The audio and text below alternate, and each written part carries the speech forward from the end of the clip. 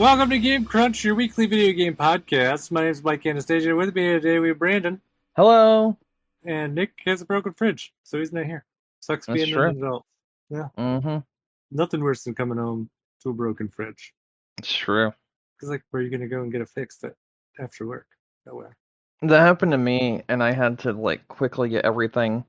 But the only thing I could do, because I couldn't fix it the whole day, was I had to go out and buy coolers and ice bags and fill them with ice and get all the cold stuff into the coolers to try to keep it cool for, at least a few days while I was working with the people and get it in. So I would just keep swapping out coolers, keep swapping out ice bags, trying to keep it on ice so our food wouldn't go bad.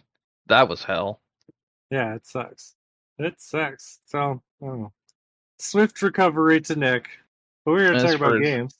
Mm-hmm. Yeah. Especially his fridge. Or Yeah. just, I don't know, eat out forever. I guess that's an option too. I uh, mean, that happened to us when our floor got fucked. oh, I know. Yeah, Doesn't it? we spent about $3,000 in almost a year on eating out because we had to almost every single day. It was Yeah, it was it's hell. tough. Yeah. Yes, it is. Speaking of hell, nobody's playing Doom this week. Mhm. I don't know. Just going for a dumb segue. Oh, okay. Um, but let's see, what do we got? I mean, I played Bioshock Infinite. I have no clue what you played. Yeah, I'm gonna write that down. I'm sorry. I just wasn't even thinking. I played a lot of different games actually this week. Yeah. So I'm just gonna say a lot. Okay. But I'll put some standout things. Like Neon White. Exactly. Yeah, Neon White was one of them. I'll just leave that there. Okay. I can start if you want me to. Sure, go for it.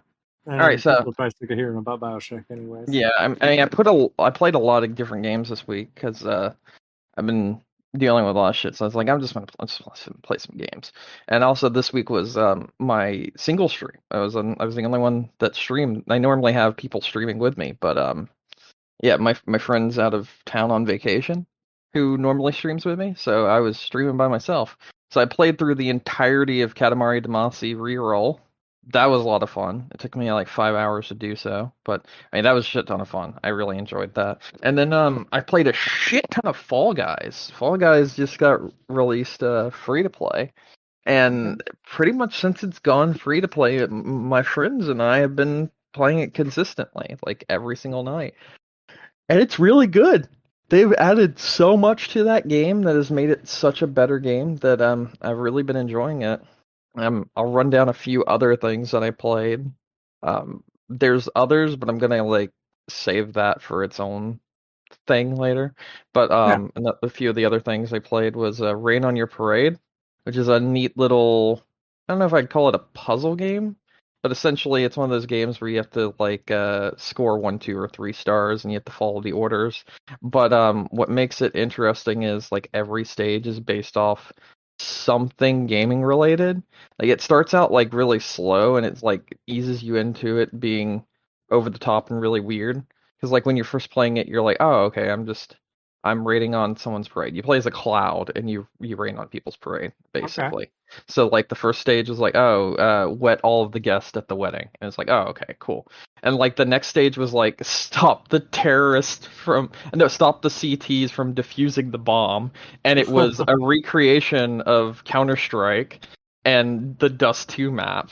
And then there's maps like Shadow of Moses from Metal Gear Solid, Hmm. where you have to rain on the guards and shit like that. And there's other things there's one that's essentially Wii bowling, and the best way to say anything about this game is to say nothing about it. So I've already given away too much, but just know this game is really good. It's very silly and weird, but it's very, very good. It sounds So I funny. would highly recommend looking into it if you ever see it you know, cheap on the store or something, or if it goes to Game Pass or whatever. Apparently my Mhm. friend originally played it on Game Pass, and he was like, "Yeah, this game's really good. You should play it." And then he sent me a copy of it, and I was like, "Oh, okay, cool." So I played some of that, and that was really fun. Um, Oh, it looks like it's but on yeah, like everything too. yeah. So essentially, I would say look into that, and I'm not going to spoil any more of it because that ruined a lot of the fun. Oh, wait, just kidding. Not everything. It's on everything except for PlayStation. Uh-huh. All right. Moving on from that, I played some Bloodstained Ritual of the Night. I picked it up during the summer sale because I mean I thought it looked like it'd be a lot of fun, and I had played it previously on Game Pass, but now I own it on Steam, and that is a surprisingly competent Kickstarter game. I remember this game was kickstarted, Hmm. and many people at the time thought it looked like shit and like it was going to be bad, but it's actually very, very, very well made. There's a lot of content to it, and I like how it's essentially just a more open world-ish Castlevania. So it's like Hmm. Symphony of the Night, but there's so many more places you can go instead of just being locked into a castle. Like they do Okay. kind of lock you in a castle, but you have like the underground of it that's like essentially like an underwater area where you can explore all of that stuff. You have like the above area, you have like the villages before it, and you have all this other stuff, and it's really neat, like finding all the little hidden things and leveling your character up through like finding rooms, because similar to like Metroid and that deal, and all the different weapons you can find and different abilities. Because if you kill an enemy, you have a chance to absorb their ability and then use it Okay. as a spell, and that makes me sometimes want to like clear the room, and if I don't get the spell, then like leave and come back to the room and clear it again because I want what that enemy has. But I found more often than not that it's not really worth upgrading a lot of the spells. I'm probably gonna eat my words later, but at this point, like 6 hours in, it just doesn't feel like it matters that much. And Okay. just in general, it's a very solid game. Lots of fun. Definitely worth playing if you haven't checked it out yet. I played Tetris Effect Connected, which I was tired of just having on Game Pass, so I Uh-huh. actually bought a copy that I could play on my Steam Deck. Okay. Um, and I mean, it's Tetris Effect. The connected thing, they added so much more content to the game, and the multiplayer is actually really cool. So if you like the original Tetris Effect, then you should play this one. If you've never played Tetris Effect, then you should play Tetris Effect. I know it's on Switch now, so even if you just have a Switch or just want to play it on Switch, you should still play this game because it's an incredible game. I think I added it to my wish list last time you talked about it. hmm I haven't picked it up yet, but I'm pretty sure that's and the big game that I'm going to talk about, which I'm gonna like roll through pretty quickly, is Neon White. Mhm. So this is a first-person shooter, but also it's a speedrunning game. It's like actually ingrained in the game itself that it's designed for speedrunning. Okay. It's like every stage has like a score that you can get for like silver, gold, and ace medals as they call them. Hmm. And essentially, how this game works is you have these short levels that are like no longer than like a minute, basically, and you have to find the fastest way through them. And in the single player aspect of it, you meet these other characters and you can get gifts for them and like raise your relationship status with those people and that sort of deal. I'm not exactly sure what that does other than like achievements and that sort of thing, Hmm. but it is an interesting mechanic because it kind of has like the life thing like Persona does, where you can like um form relationships and bonds with people. But I'm gonna try to explain what this game is now because it's very weird. So, other than the speedrunning aspect with the first person shooter, this is a card game. Okay. And the way it works is the cards that are on the playing field each level that you go to Hmm. are they represent a type of gun. So you don't actually ever have the gun on screen. It's just a fully first person game with card based elements to it. And the cards are your weapons. And each one of the characters that you can play as have different starting weapons because they are all fighting essentially in a game of death and real life in heaven because they've all died and they were damned to hell, but there's a current contest going on where demons have spilled over into heaven, and the person that kills the most of them the fastest gets to stay in heaven. Otherwise, you're sent back to hell. And you're Okay. learning about these characters' lives before they had this happen, what caused them to have this happen in the first place. And yeah, it's super weird. It's very edgy, like content, like I guess dialogue and character wise. It feels like an edgy like 2000s thing, but it Yeah. also is like, you know how like when you see those edgy things from the 2000s, sometimes they're like really cringy and you're like, that dialogue is just kind of shit. Yeah. Yeah, it really leans into that. And I don't know if it's on purpose, but it feels like it's very on purpose. So that's the story aspect of it. I'm sure it's on purpose. That stuff's got to be deliberate, right? It's gotta be. It seems like it's self-aware. But anyway, or maybe it's just playing it really, really straight and pretending like it is an early 2000s game. But either Mhm. way, it does not matter because the actual gameplay is incredible. So the cards that are littered around the map as you're like going through it coincide with different weapons, and different weapons do different things. So like there's an SMG or a assault rifle, and if you get an assault rifle weapon, you can like obviously hold down mouse one or hold down trigger and fire the SMG, which allows you to kill the demons faster. But if you press the alt fire instead, you fire a bomb below you, and then you can jump and use that to like catapult you to higher planes of existence. So essentially, you can do a rocket jump. And each card has a different alt fire, such as the pistol. Its alt fire allows you to do a like a double jump. So like you jump once, and then you press the pistol's alt fire, and when you press the pistol's alt fire, you do another jump. So you can use that to get around the area way faster and get like a higher score by having saved up pistol cards that you found on the battlefield.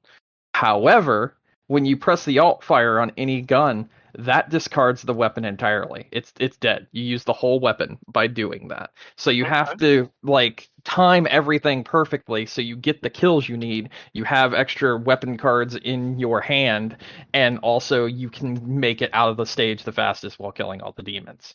And that kind of like juggling routine is what makes the game really fun and really interesting because all the stages are like super short, but you'll have that moment of like, okay, I could have done that better, so I'm gonna hit restart and I'm gonna try it again, and I am gonna do that better. And a lot of the time you can find ways to do it better based on having explored the map the first time and understanding what is coming up and what you just did and how you can improve upon it. And that aspect of the game is what makes it like a ton of fun to play. That's pretty nice. I think this is on Switch and PlayStation. I know it's on PC because that's what I'm playing it on. Yeah, I know. It's Switch was, I think, was what originally was announced at. Yeah, this game's incredible though. It's really really good. So I highly recommend playing this game. Nice. It's really weird too because like I've been on the fence about it because it's a speedrunning game Hmm. and it's speedrunning FPS, and like with the stages being like 30 seconds to a minute long and like not really that much longer, how long could the game actually be is what my initial thought was. So I decided to use what I normally use to decide if I'm going to purchase something and if it's worth the price of admission, which is a website called How Long to Beat. I don't know if you've ever seen that website, but that website's Oh yeah, of a course. very, very good website for that sort of thing.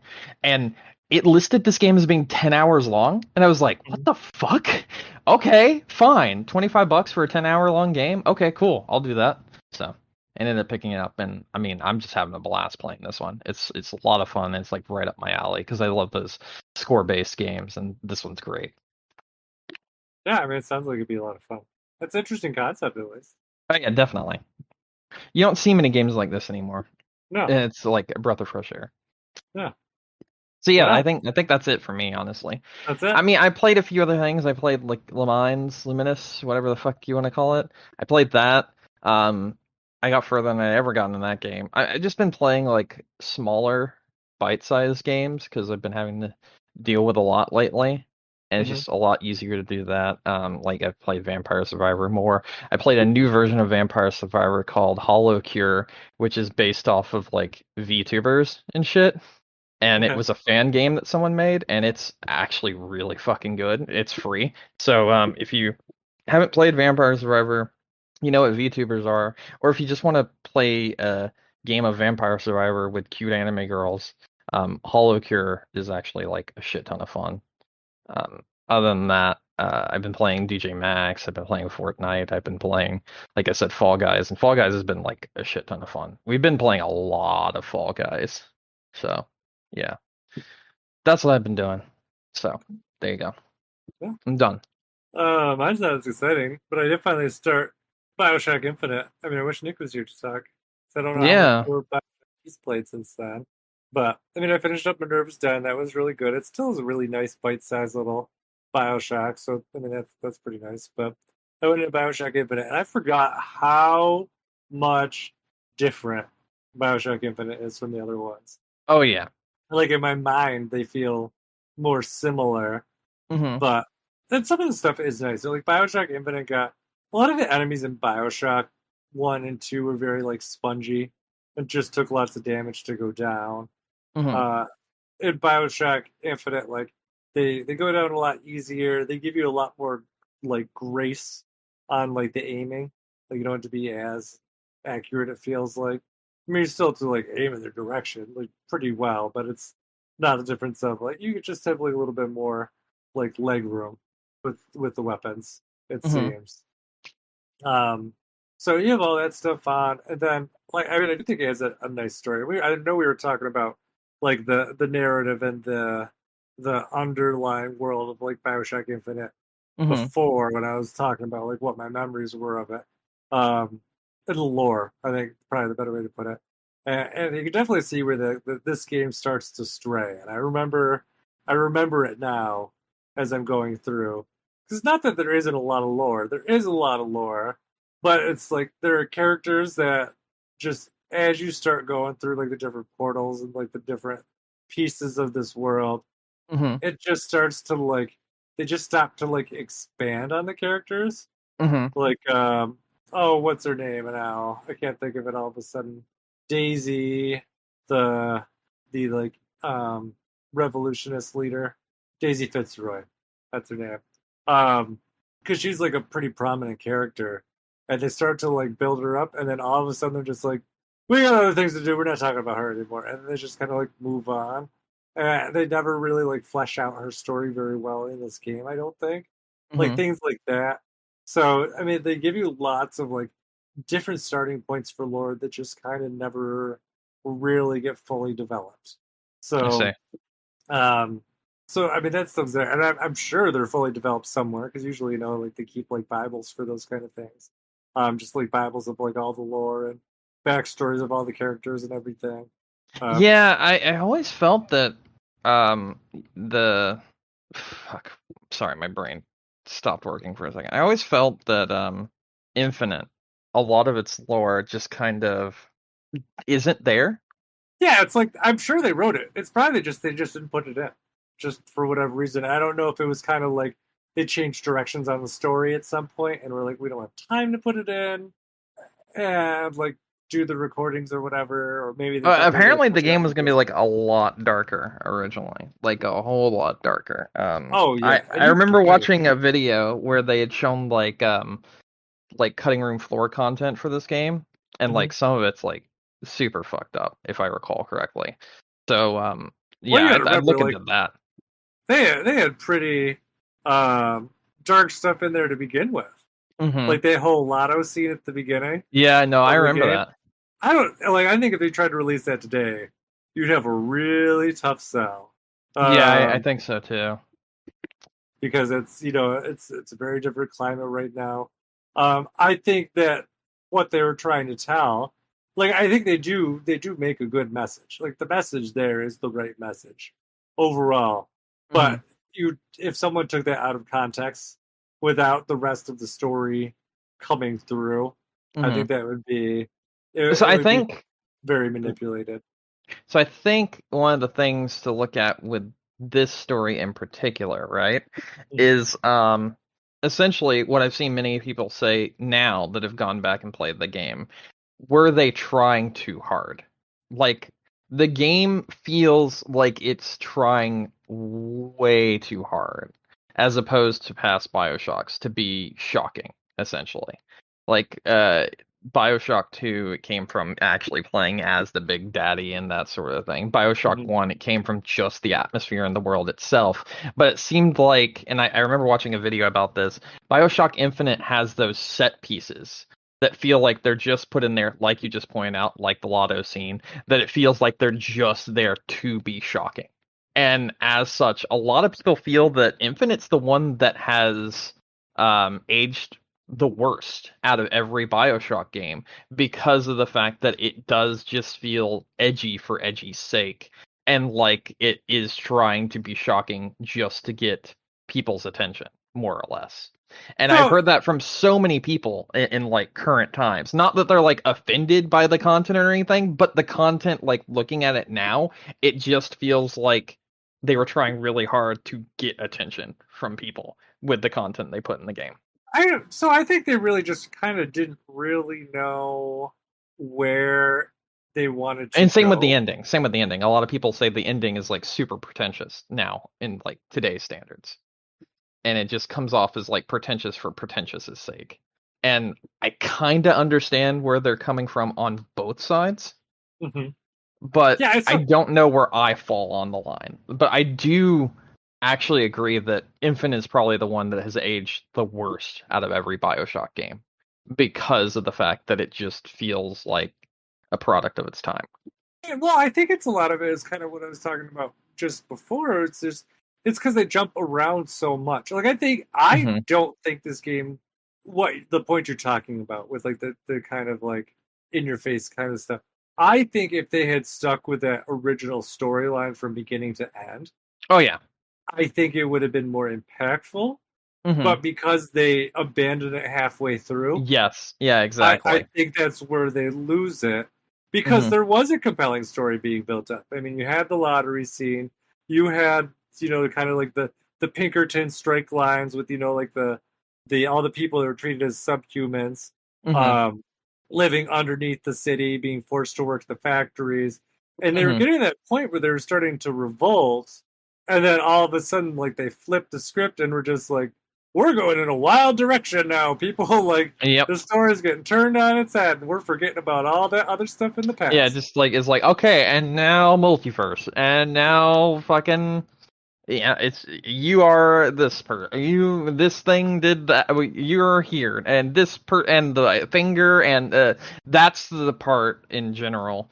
On top of the fact that, like I said, it seemed like at the beginning they were trying to be shocking for shocking's sake. When you go off the rails like that, that's the part where I think the game essentially was just like, yeah, no, I can't even take this seriously anymore. Yeah, I think that's a good point. I mean, I do think that's kind of where it loses Because I do its agree with you. I momentum. think if it would have stuck with the like shocking, like showing the real horrors of this, that, and the other, like it was at the beginning of the game, and was stuck with that sort of ideal throughout the entire game, it would have been a much more interesting game that probably would have aged way better. But due to how just pretentious it gets as the game goes on, I feel like that really truly is what has like ruined it for modern times. Yeah, and yeah, and I agree. Like they just kind of should have stuck to their guns on the story and Hmm. just kind of like stayed with what they went initially. And you're right, they did. It seemed like they wanted to do like the weird shock factor where it's like, you know, oh, Booker's not who he was pretending to be, I mean, it's a and fucking 20-year-old game almost now. The I whole know. oh, you're the bad guy. You were the bad guy all along, and she was your daughter. It just comes out of nowhere. Yeah, there's little sprinkles here and there and whatnot, kind of explaining it, but because the lore of this world is like just it's just moving so fast and you don't have time to really take it in as much, that it's just like because it goes from being a game that's very atmospheric at the beginning to just being like a Michael Bay movie by the end. when you're like Yeah. jumping from like hook wire to hook wire and jumping onto the like floating sky ships and gunning everything down and jumping onto another hook wire and all that shit just got like exhausting. Like it just got really boring really quickly. Like it's cool, it was cool at the time, but now it's like, yay, cool. See, you know I'm what though, being like, that I actually don't mind. Like I actually am enjoying a lot of this. I like the hook line. I like mhm. the jumping mechanic. I like It's the the juxtaposition though. It's going from that slower paced, showing some of the background of the world and world building to just being like, and go, and go, and go, and go, and go, go, go, go, go, go, go, go. And it's like going like from 0 to 100 super quickly and not allowing you to take everything in that's going on around you. And then going to like a super pretentious ending to like wrap it all up. Doing all of that is what makes the whole game just feel like a garbled mess. yeah. I mean, I'll see how I'm like. I think like maybe like 2/3 of the way through right now. Hmm. I want to say is about where I am. So So I'll you're like see. at the Michael Bay part right now, where everything's just like explosions and shooting. Yeah, it's starting to because I'm starting Hmm. getting like, let's jump into the multiverse. Let's jump into the multiverse. Let's Hmm. jump into the like it's just like, oh, we fucked up. Let's fix it this way. Oh, that fucked up other thing. Let's fix it this way. Hmm. Oh, we really fucked things up, but I guess we'll just do it again. And so it's starting to jump down that rabbit hole where you're just kind of like, I really kind of like things the way they were before. And the thing Yeah. is too, like when this like that first like half of the game where they aren't doing that jumping, it Hmm. is kind of interesting stuff that because they do have those slow moments of the world building where you're like you're walking around Columbia, people aren't shooting you, kind of explore and see things. Hmm. Um, or even when like the shooting starts, you're exploring buildings and you can jump around. And they have quests where they're like, you'll find a locked chest and they'll be like, if you find the key for this, come back and unlock this. And it's in like an area that's like The quite a bit music, away. the Yeah. music areas are really cool. Yeah. That's like super cool. Where it's like they redid the music to be like something different, essentially. Mhm. You know what I'm talking about? Yeah, yeah, where Like they take it's like modern music and kind of yeah, yeah. redo They it for more for that exactly. time frame. Yeah, Hmm. no, that stuff great, and even things too, like which I've been kind of more aware of this time as I've been playing through, and not super aware of as I've been playing through. But the Hmm. fact that there are areas where you go to in this game where if you just aren't a douchebag, people won't attack you. Yeah. It's just you are free to explore as long as you don't piss people off. And but then once you do, then forget about it. They're out coming after you. So, I mean, those are some really nice touches on the game. Like I said, it is kind of sour that they took this just right hand turn, 90-degree angle on the story all of a sudden. That just kind of seems where it's going. And even too, the other thing I forgot was the rowboat people, and I forget what their name are, and just You how mean the much they twins? appear. Yes, Hmm. because I didn't remember them appearing that much The in the game. Comstocks? Is that what it is? No, they're like the Lemire's or something. Oh, okay. I don't remember exactly what it, but it's like they show up from time to time and they're like heads or tails, and it's like it's always heads, but like, I think it's this time it's gonna be tails. That man and woman. Oh, the Um, Latisse twins. That yes, those Latisse. people. Yeah. Yes. Okay. And they're great and they're funny and I forgot how much they showed up, but I know they kind of get abandoned about halfway through as well too. So Well, no, they actually. Okay, so I know they come back again later, but just kind of yeah, that they're pretty well reoccurring in like the first half of the they're game, but part then of the whole pretentious bit because supposedly they're like. I remember they're it. they're illustrating the fact that as opposed to Bioshock 1 and 2, which are all about choice and its Yeah, your effect, choice don't matter. your choice doesn't matter in this game. Yeah, yeah, yeah, There's yeah, and nothing you do in this that's part game of the that matters. pretentiousness of the ending of the whole fucking game. They present you with tons of choices that mean None absolutely of them nothing. matter. Yes, because your destiny is preordained, basically. Oh, okay. So, Apparently, they're also the same person. oh yeah, I forgot about that. I do remember reading it, but I forgot about that. Yeah, apparently they're the same person. So, like, the quarter that's denoting heads or tails, heads is the male and tails is the female. So, like, they're the quarter, like the flip the quarter, your choice matters, but it doesn't actually. So, that's Mhm. what they're supposed to represent in general. Yeah, so I mean, I can see where where he's trying to go with this story. Like, your choice doesn't matter. Like, as opposed to Bioshock, where choices do Hmm. matter. Um, and I think there are ways to bring that through. Like, but what the thing is, though, the game isn't like super overt about it. If I remember either, like that's something I feel like I remember reading about after the fact, being like, oh, that makes sense. They Hmm. gives you all these choices. And they present things like their choices, but nothing changes. Um, no matter what you do, like you are heading in this direction. That's why nothing changes. Hmm. But yeah, it's. I'll have to see how I remember. I don't remember how the ending goes down completely. Listen, I remember being pretty satisfied with this game, and I would still say I am fairly satisfied with it. It has been nice going back to it. I Um, really want to play this one again because I played this one a very long time ago. I like the gameplay. I think it's a lot of fun. I mean, say what you will about the story. Is it as nice as Bioshock One? Yeah, probably not. Bioshock Two, debatable. Hmm. Because I know that story. It's probably a more coherent story. Not probably. It is a more coherent story. Is it a more compelling story? Maybe not. That's maybe where people will split on it. But I mean, I enjoy Bioshock Infinite for what it is. I love Columbia. I think it's a super fascinating world that they decided to build. The Yeah, and then they story, just dropped it. yeah, the story goes kind of wild, which sucks.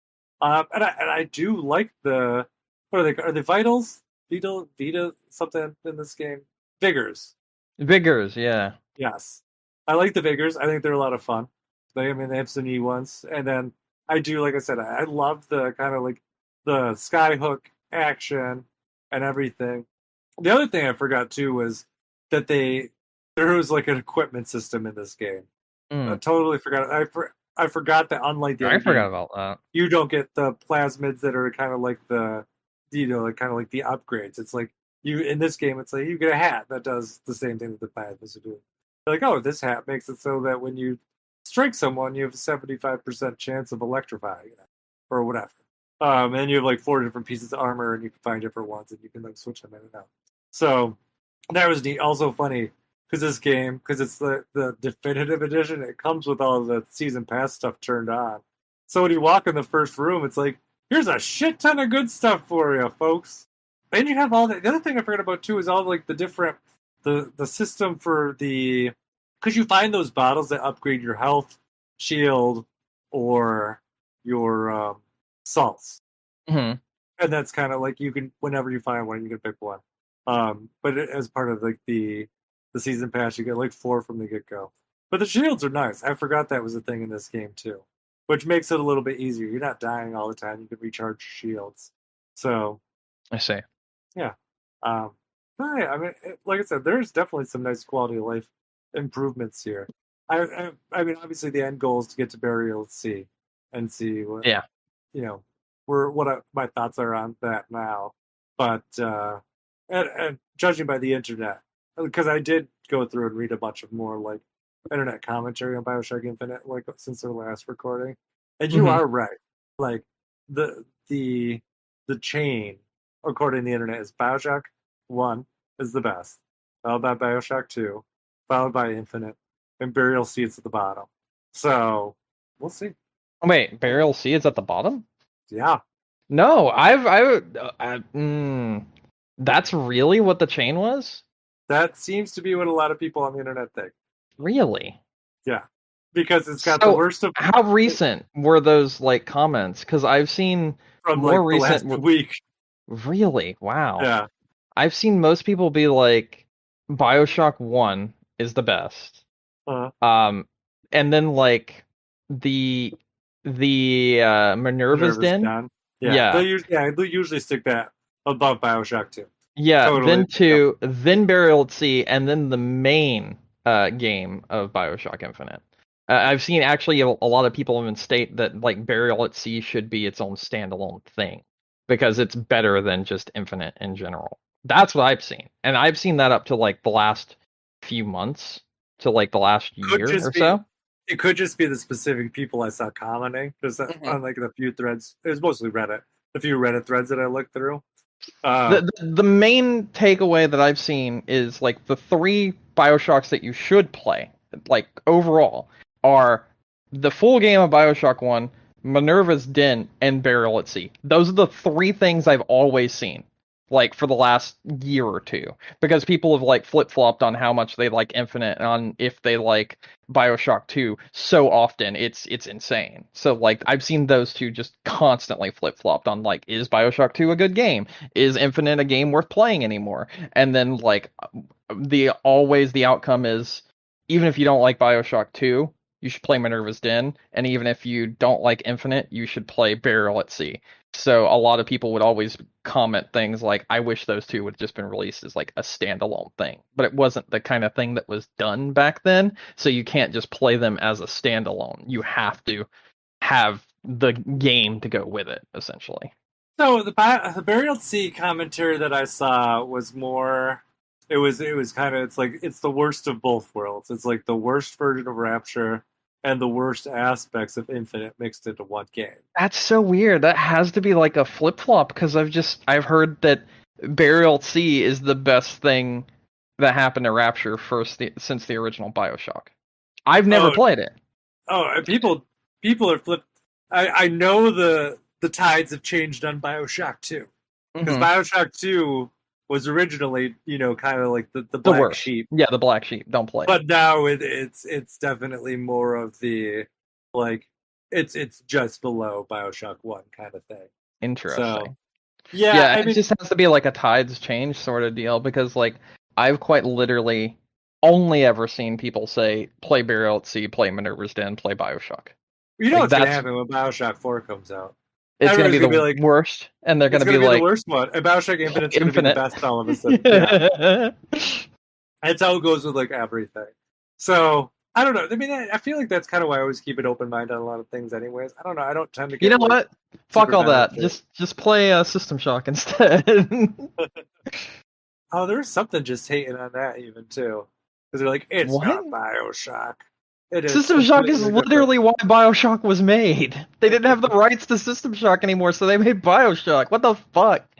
Well, and the other, it's because I was just reading about it because Ken Levine was like, he tried to make something that was even more like um, reminiscent of System Shock, Hmm. but they were like, no, we don't want that style game. We want more of like a first person shooter kind of thing. So, System Shock is a first-person shooter. but I think it was the RPG elements that they didn't like. There's no more RPG elements in System Shock than there is in fucking Fallout. Like I don't know. I see, that's the thing. I always see people say that, and I'm like, do you like Fallout? And they're like, yeah, I love Fallout. Then why the fuck do you have anything against System Shock? You're an idiot. See, the thing, it's not the people, it's not the fans, Hmm. it's the publisher. The publisher was the one who said that, and Interesting. and it's EA, so or was it EA? EA doesn't have the Uh, rights to System Shock Not anymore. EA. They may have at the time. They don't know more. All right, no, it was It's 2K. Who published Bioshock? Yeah. Neither of those people have the rights to System Shock anymore, though. No, no, no, no, no, no, not making Or System Shock. we're talking about We're talking Bioshock. about Bioshock and the Oh, game that okay. they wanted to make and the proposal, and they were like, "Yeah, we're not taking the RPG thing. Don't do that. We want a first-person shooter, but not the RPG stuff." I see. I see.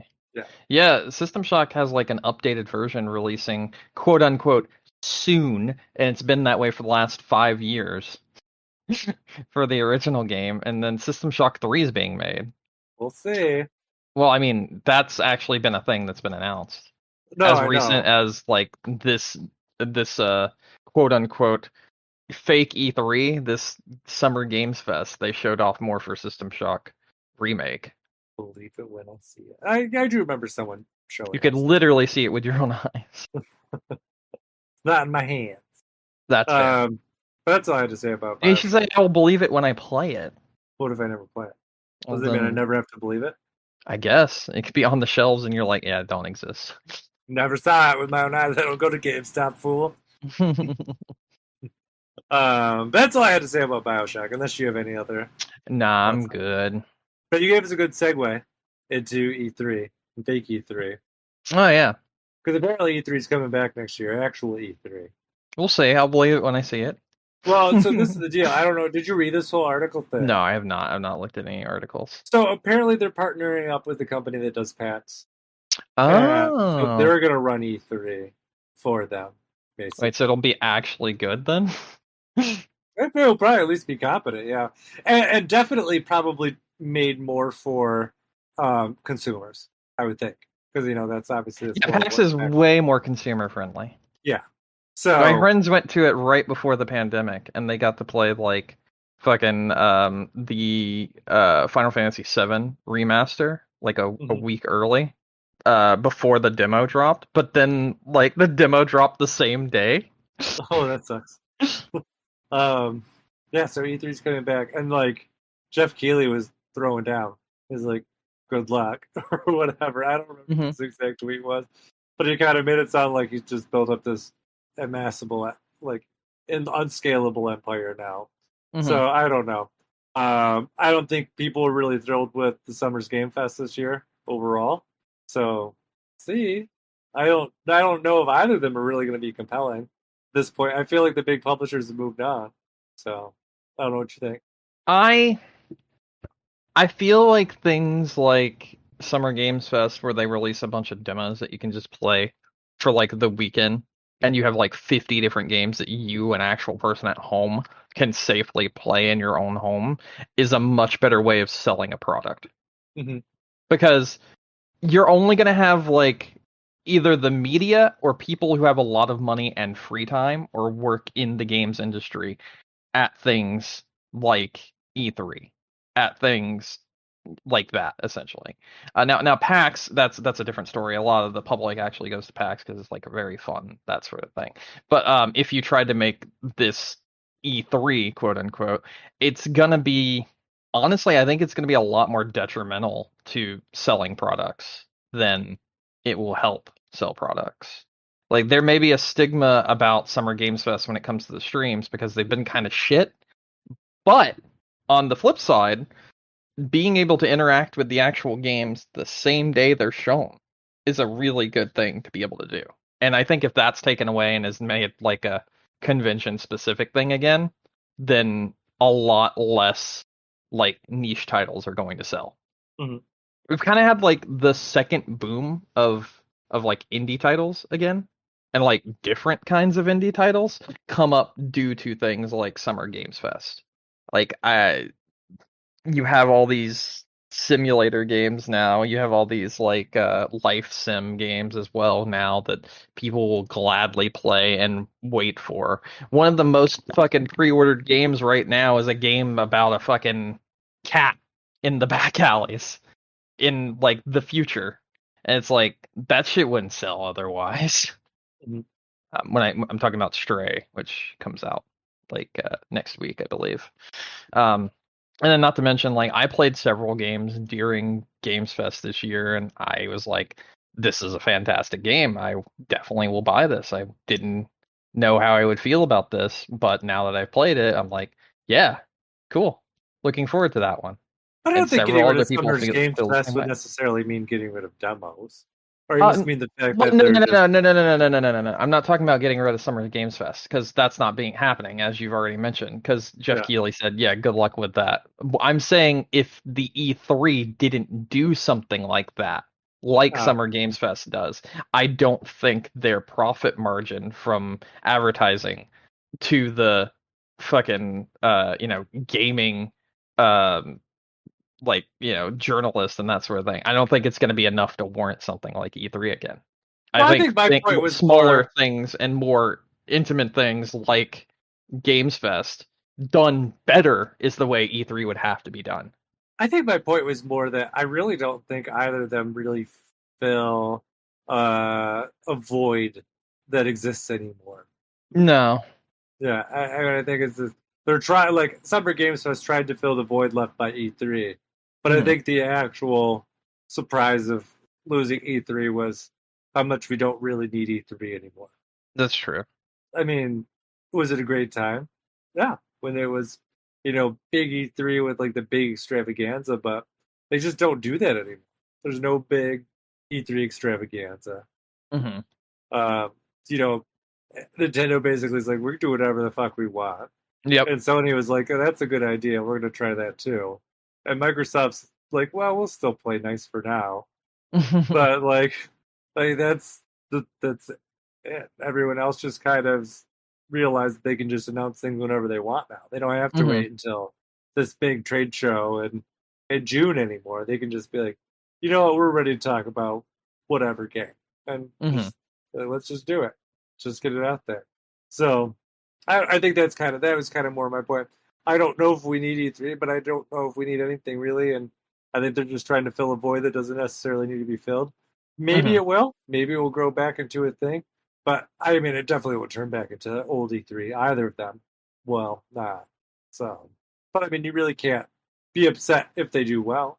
Oh no, I'm not going to be upset if they do well. I mean, good for them Yeah. if they do well. I'm just saying I don't expect them to because of like, you know, E3 was more corporate. That's what Yeah. I think of when I think of E3. And if they made something like that again, I don't think it will do well for sales. That's what I'm saying. Well, I think that's Um, kind of why they're trying to make it more of like the new PAX kind of thing. mhm, Because it's June is a good time for that kind of show. mhm. Because a lot of the stuff that's coming out in the holidays will be ready to be on display Yeah, and played or whatever. But like you're not gonna have like surprise announcement followed by here's a playable demo kind of thing either. I Like see. I don't know. We'll see. I guess. I mean, could it do well? Yeah, good. So I don't know. We'll see. We'll see what happens. But it doesn't seem like they want to work together either. So Hmm. who knows? Maybe but June will just be all. It'll be just a big old convention month. Who knows? I don't. Well, what I do know, Bayonetta 3 is rated M for mature. Yeah, have you looked at this thing? I did. I don't know how much of it you saw. I So, saw that it's also rated M for in-game purchases, which makes me be like, what? well, that doesn't necessarily mean it. That could be like a season pass or something, too. Why do we need a season pass when they've never done that before with these games? Maybe they want to sell more after the fact. I don't know. I don't know what they're planning, Brandon. Mm-hmm. Maybe they want to do an extra story. Sometimes they'll throw that in there, even if it's nothing they're going to do, but Mm-hmm. just maybe it's something they have on the table. Who knows? Yeah, that's fair. Yeah. But the other side of it though is the rumor guy Silex Hunter on Twitter, Mm-hmm. who was wildly successful at predictions over the course of the last month of announcements, said that news should be dropping very soon, like Oh, tomorrow. Yeah, like nice. new trailer. Heads up. Yeah. Cool. So yeah, something big's coming there. So stay tuned for that. Another game that's actually hemorrhaging leaks like massively right now is Pokemon. I don't know Mm. why or where, but there's just like a shit ton of info coming out. So some people are speculating it's on a trailer that's being sat on for Mm-hmm. release, but don't know. But it's the thing that's super interesting to talk about in the podcast. It's like, oh, there's these new lines of Pokemon, and these ones are returning, and these ones are not returning, and Oh, okay. these are the gym leaders, and those kind of things. But they said expect a massive, massive drop within the next couple days Oh, for wow. Okay. Pokemon as well. So That's cool. yeah, We're I already mean getting there. we're at the time frame where they're going to start giving info more regularly. I mean, I think at this point, Pokemon, you can probably expect things like monthly. Mm-hmm. I would say so. That'll be exciting. I That's really awesome. want to know how to fucking play the game. That would be nice. Is it like Legends where you throw Pokeballs, or is it like not Legends? I don't know. Nobody knows because they won't tell My you. guess is going to be not Legends. That's just my See, I guess. think it's going to be like Legends because they have Pokemon hanging out on like the electric poles. Like, how are you going to get up there and catch them? I understand, and I hope you're right, but I don't think so. Brandon, you saw those birds pretending to stand on that electric line. Yeah. It's like, how are you going to catch them? You can't catch them all. You can't catch those ones. So I don't know. My guess is it might be like a hybrid kind of thing. Maybe we'll let you do both. I don't know. I'm not sure. I just want to know. And the last piece of news we got, Kirby's Dream Buffet. Oh yeah. Mm-hmm. Nintendo just said to just shadow drop a game on Twitter. Not the craziest game ever. It's an eShop game. But it's like a Kirby racing slash party game where you win by eating the most strawberries. Yeah, it kind of looks like Fall Guys. It's like Kirby Fall Guys, sort of. Yeah, it's just it's interesting. I don't know. I know it's at least what they've said so far. It's either four players, like saying system or online. Hmm. Um, it's all about eating the strawberries. I'm Cake. basically no, it's a strawberry Oh, specifically. okay. Because whoever eats the most strawberry, every strawberry you eat makes you fatter, and the Mm. fatter you are, the more you weigh. The more you weigh, the faster you go, I see. and your weight, like the heaviest Kirby is the one who wins. Okay. But it's all about the strawberries. They're racing on cake, I see. and Kirby pretends like he wants to eat the cake, but he really just wants the strawberries. I think it was on the Japanese. One of the one of the websites was just like that's what Kirby eats. Oh no, it was the Nintendo UK Twitter. That's where they said it. It's about the strawberries. So I don't know. I don't know why they hyped up cake when it's really about strawberries. There's a big difference. Yeah. And it looks like it has a bunch of different modes too. Like there's definitely a racing mode Hmm. kind of thing. Then there's kind of like a weird looking combat kind of mode where they're kind of like fighting on top of a cake for strawberries. Yeah, it was odd. Yeah. And the other thing that we know about this game too is Kirby's copy abilities are food based this time. So Huh. the ones that they've shown off, he has a donut. He has a like you could see this one in the trailer, or you can see all of them in the trailer. The Hmm. donut one's like a racing thing where it looks like he's just zipping by like really fast. He's like donut shaped. There's one they call it soft serve, but it kind of looks more like a muffin cupcake kind of thing. But it's kind of like his tornado ability, and he like sucks up the strawberries Hmm. towards him. And then the last one is like a chocolate. It's like his stone ability where he like pounds down and like does like the shockwave kind of thing. Those are the ones they've shown off. Who knows if he has more? All right. Yeah, but it's a really weird announcement because it's just like coming this summer. We don't know when or how much, but it's coming. So I don't know because usually something like this they'd be like out next week, and they're just like it's coming. So I don't. It looks kind of fun. I don't know if I would buy it or not. It would depend on A, the price, and B, if I would play it. I don't know. I It don't might know just be how free to to. play with microtransactions. No, it could be. It might be. I mean, I don't know. They run Like other Kirby free to play games. That's why I was thinking this is probably free to play. yeah, there's that one that I have downloaded on the Switch that I have not ever played. Hmm. Um, and that one's free to play. I know. And then there's like the Kirby Fighters game too, which I remember we looked at, and that was like $20. Oh yeah, And I that's was like, fair. no. So I don't know. I have a feeling it's probably gonna be more like Kirby Fighters, like on the $20 Mm. side of the thing. I don't think I've seen anything that tells me that it's $20 at this moment in time, but maybe I'll be surprised. I don't know. But it looks fun. I don't know. I wonder if this kind of started out as like DLC for the new Kirby game on the Switch, or if it was just maybe something that started up in development that like just turned it into its own game. I don't know. It is very random though that it's there. So Okay. yeah, I don't know if you have any other thoughts on it. Honestly, no. No. Um, and the last random bit of thing that I just thought of was, I guess Pokemon Puzzle League's coming out in the N64 Hmm. this week. I don't Oh know yeah, I why. saw that. I saw that. It's being added to the online N64 thing. Yeah, it was just kind of like surprise. We finished all the N64 games we already announced, so here's another one. Uh, and I think that kind of goes into why I was thinking like Nintendo probably had like a direct, and they were just like, nah, let's just break this shit up. The end of the N64 games, this Kirby game, Bayonetta. They had a Pokemon trailer, so I doubt they would have anything else. But um, yeah, so it just seems like it's like they had enough stuff that they could have pieced together into one, but Hmm. just for whatever reason, they're just like, let's just maybe they just thought it would be too disappointing, even if it was like a mini. I don't know. People get so hyped Yeah. up for generals. It's too for the Nintendo Direct. It's just too hard to meet their expectations.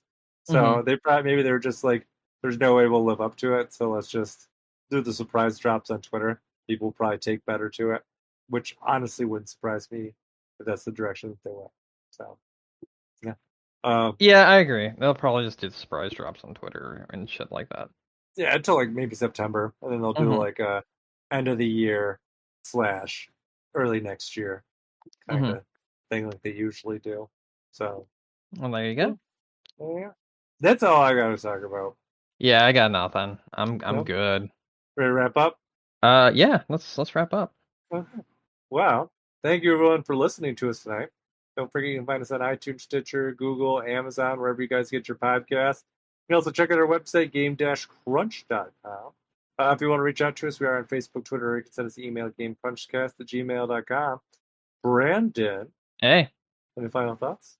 No, I'm actually quite good. I'm probably just gonna go play some games now. Bye-bye. Bye. And then, as for me, my name is Mike Anastasio. You can find me online at Crash Penguin on Twitter or your favorite gaming console. And until next week, game on. Game on.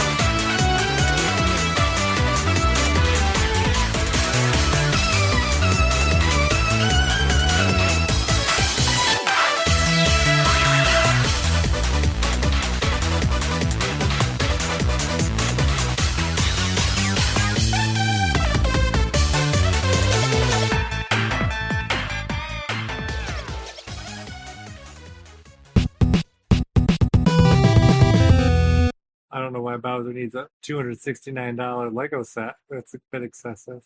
Hmm? That new Bowser Lego set. I hadn't looked at it. It's cool looking, but it's $270. That's a lot of money. Yeah, for Bowser. Bowser. How many pieces are there? Let's see. 2,807.